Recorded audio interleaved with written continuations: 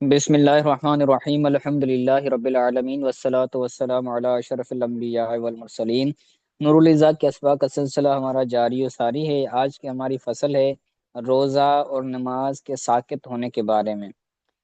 تو پڑھتے ہیں، کہتے ہیں فصل فی اسقاط الصلاۃ والصوم، روزہ اور نماز کے ساقط ہونے کے بارے میں فصل، کہ روزہ کب ساقط ہوگا، نماز کب ساقط ہوگی، اس کے بارے میں مسائل اس فصل کے اندر بیان ہوں گے۔ تو کہتے ہیں اذا مات المریض ولم یقدر علی الصلاۃ بالایماء لا یلزمہ الایساء بها، اگر مریض مر گیا اور وہ نماز پڑھنے پر قدرت نہیں رکھتا تھا، اشارے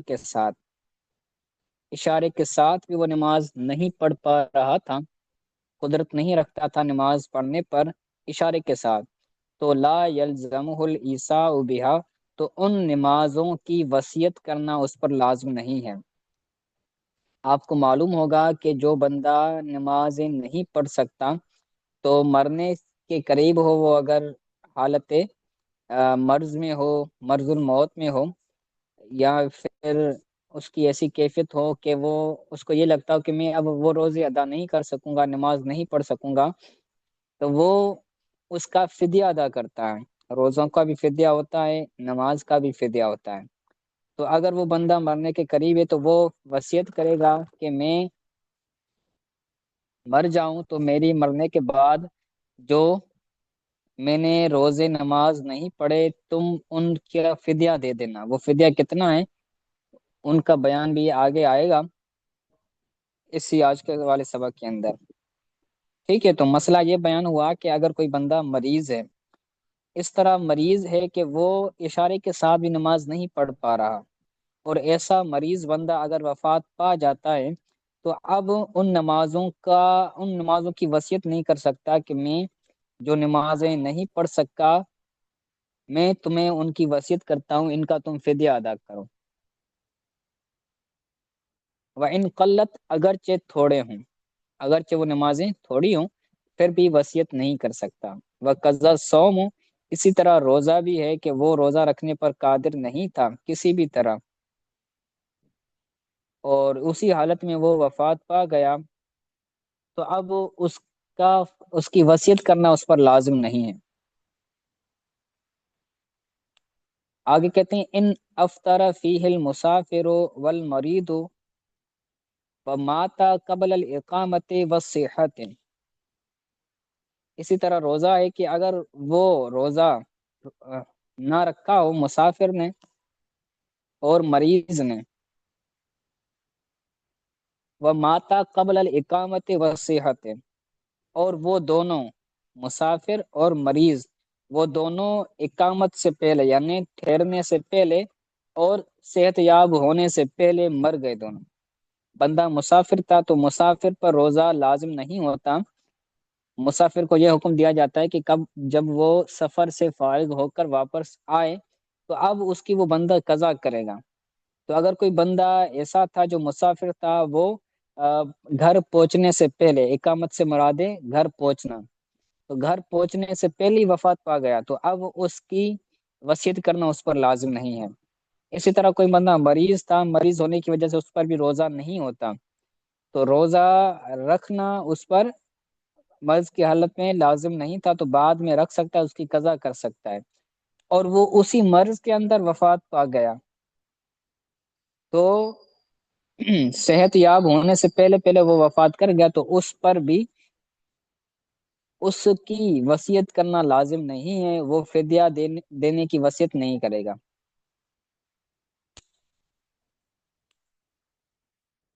جی، یہ مسئلہ سمجھ آیا؟ جی جی، آواز آ رہی ہے آگے استاد صاحب؟ کہتے ہیں، جی جی آ رہی آواز، کہتے ہیں وَعَلَيْهِ الْوَصِيَّةُ بما قدر علیہ وبقی ذمته فیخرج عنہ ولی ویخرج عنہ ولیہ من ثلث ما ترک لصوم کل یوم ولصلاۃ کل وقت، وعلیہ الوصیۃ بما قدر علیہ، اور اس پر وصیت کرنا لازم ہوگی، علیہ الوصیۃ، اس پر وصیت کرنا لازم ہوگی جتنی مقدار وہ پڑھنے پر قادر تھا، بما یقدر علیہ، جس کے پڑھنے پر وہ قادر تھا، اس کا فدیہ دینے کی وہ بندہ وصیت کرے گا۔ اگر بندہ صحت یاب تھا، مسافر بھی نہیں تھا، اس کے باوجود بھی وہ روزہ نہیں رکھ رہا، نماز نہیں پڑھ رہا، صحت یاب ہونے کے باوجود پڑھ سکتا ہے لیکن وہ پھر بھی نہیں پڑھ رہا، تو اب اگر وہ فوت ہو جاتا ہے، اور فوت ہونے سے پہلے اب اس کو یہ لازم ہے کہ وہ اس کی وصیت کرے کہ میں اگر مر جاؤں تو میرے مرنے کے بعد میری وراثت سے پیسے نکال کر اس کا فدیہ ادا کرنا۔ وعلیہ الوصیۃ بما قدر علیہ، اس کی وصیت کرنا اس بندے پر لازم ہے جس پر یہ قدرت رکھتا تھا، نماز پڑھنے پر قدرت رکھتا تھا اور اس نے نہیں پڑھی، تو اب اس کی وصیت کرے گا۔ پہلے تو یہ کہ قضا خود کرے، اگر قضا نہیں کر سکتا، شیخ فانی بن گیا ہے، روزہ نہیں رکھ سکتا، تو اب وصیت کرے گا۔ وہ بقی اب ذمتی ہی، اور یہ اس کے ذمے پر باقی رہے گا، یعنی اگر وہ نہیں پڑھتا تو اس سے ساقط نہیں ہوگا بلکہ اس کے ذمے ہی رہے گا۔ اب کیا کرے گا؟ فَيُخَرِّجُ عَنْهُ وَلِيُّهُ، جو ولی ہے، اس کا جو وارث ہے، وہ اس کی طرف سے نکالے گا۔ یخرج عنہ ولیہ من ثلث ما ترک لصوم کل یوم،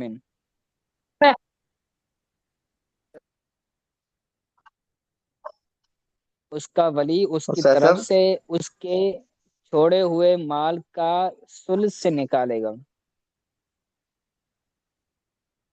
جی آخر میں آپ پوچھیے گا، استاذ یہ صاحب، تھوڑا سا صبر پڑھ لیتے ہیں۔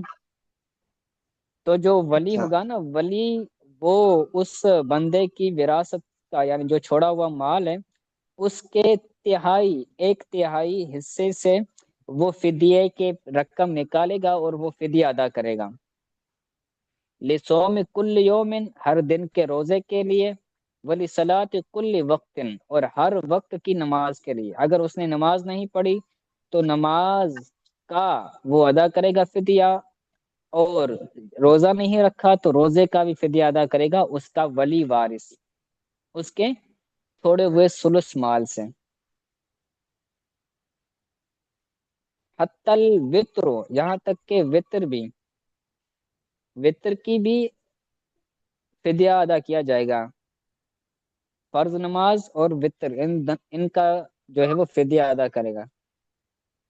کتنا فدیہ نکالے گا؟ نصف ساع من بر او قیمتہ، نصف ساع من بر او قیمتہ، قیمت کا عطف ہے نصف پر، گندم کا آدھا سا نکالے گا یا پھر آدھے سا کی قیمت نکالے گا۔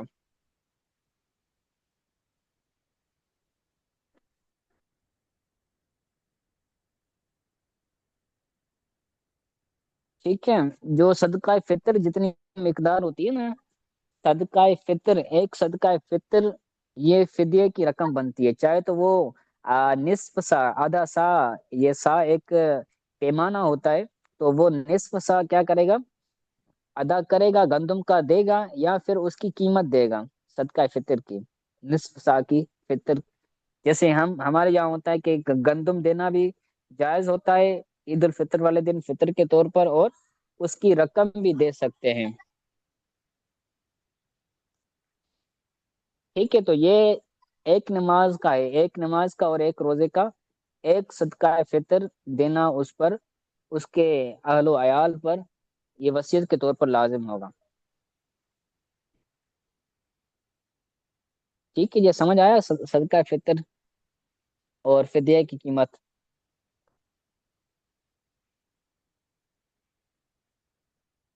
جی کیا پوچھ رہے تھے عمار بھائی؟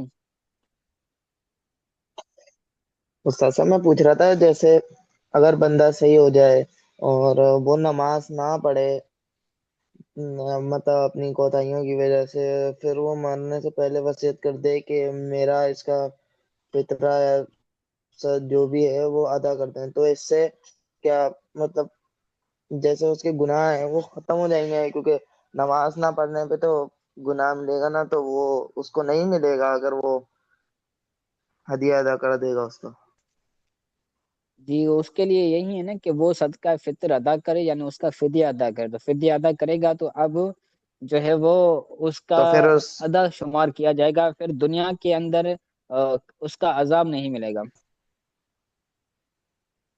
آخرت کے اندر اس کے ذمے سے وہ مطلب چیز نکل آخرت میں جائے گی۔ اس کا گناہ لکھے جائیں گے نہیں نہیں، یا نہیں؟ فدیہ بس، فدیہ دینے سے اس کی اللہ اس کے اندر امید کی جا سکتی ہے، یقیناً تو نہیں کیا جا سکتا، یہی ہے کہ یہ اس کی طرف سے فدیہ ہو جائے گا، اور اس کے ذمے سے یہ چیز نکل جائے گی، اور اس کا ثواب اللہ تعالیٰ اس کو دے گا، یہ امید کی جا سکتی ہے۔ مطلب یہ 100% نہیں ہے؟ 100% نہیں ہے۔ اچھا، ٹھیک ہے، تو علماء ایسا تو کرام یہ نے، فقہ مطلب کرام نے یہ چلے جو صحیح فدیہ صحیح۔ بیان کیا ہے، تو فدیہ بیان کرنے میں بھی کوئی حکمت ہوگی، ایسا نہیں ہے کہ بندہ ساری نمازیں، ساری زندگی کی نمازیں نہ پڑھے، پھر آخر میں کہے کہ جو ہے وہ میرا فدیہ ادا کرنا ہے، یہی میں تو ایسا پوچھنا چاہ رہا نہیں ہے، تھا اس سے۔ بلکہ ورنہ تو سارے لوگ اس پر اعتماد کریں گے نا، جی جی، ورنہ تو فرض اس ہر کے کوئی ذمے یہی پر کرے۔ رہے گا۔ جی ٹھیک ہے، تو یہ مسائل سمجھ آ گئے ہیں پیچھے والے؟ جی سچ ہے، لیکن بس یہ اینڈ میں جو آپ نے فطرہ اور یہ اس کا بتایا نا، اس کا تھوڑا کم سمجھ میں آیا ہے، تھوڑی سی وضاحت اگر اس ہو کا جاتی یہی یا مطلب ہے، اس کا یہی اگر مطلب ہے ٹائم کہ ہو گیا ایک تو بندہ ہے چھوڑ دیں۔ جس کی نماز رہ گئی ہے، جو روزہ نہیں رکھ سکا، تو اب اس پر صدقہ جو فدیہ ہے وہ دینے کا حکم دیا گیا ہے کہ جی وہ فدیہ دے اس نماز کا یا اس روزے کا۔ اب یہ بیان ہوا کہ فدیہ کیا دے گا، فدیے کے اندر جو صدقہ فطر آتا ہے نا، جو قیمت صدقہ فطر فدیہ کی ہوتی ہے، آٹا بھی دیتے ہیں ہاں اکثر۔ تو آٹا بھی، گندم کا آٹا دیتے ہیں، یا پھر گندم سالم بھی دیتے ہیں، یا کوئی اور چیز بھی دیتے ہیں، تو اسی طرح اس کے اندر بھی وہی چیز، وہی حساب کتاب ہوگا کہ وہ ایک صدقہ فطر جتنی رقم یا مقدار وہ ایک نماز کی یا ایک روزے کی ادا کرے گا، اور وہ صدقہ فطر کتنا ہے، کہتے ہیں نصف صاع من البر، بر کہتے ہیں گندم کو، گندم کا نصف صاع، نصف سا یہ ایک مقدار ہے، معیار ہے، تقریباً یہ آ، ایک سا کے اندر 4 کلو سے، غالباً 4 کلو یا 2 کلو سے کم ہوتا ہے، 160 گرام کم ہوتے ہیں، تو جی یہ ایک مقدار بنتی ہے، یا پھر اس کی قیمت دے دے، جیسے ہمارے یہاں قیمت دی جاتے ہیں، پچھلا رمضان کے اندر تقریباً 250 یا اتنے پیسے بنتے تھے، تو قیمت بھی دے سکتا ہے، یا گندم دے دے تو گندم بھی دے سکتا ہے۔ ٹھیک۔ ٹھیک ہے، تو آج کے لیے اتنا پڑھتے ہیں، کوئی مشکل نہیں ہے، اس کو یاد کیجیے گا، اور کل مجھے سنائیے گا، ٹھیک ہے عمار بھائی، آسان آسان ہے۔ انشاءاللہ۔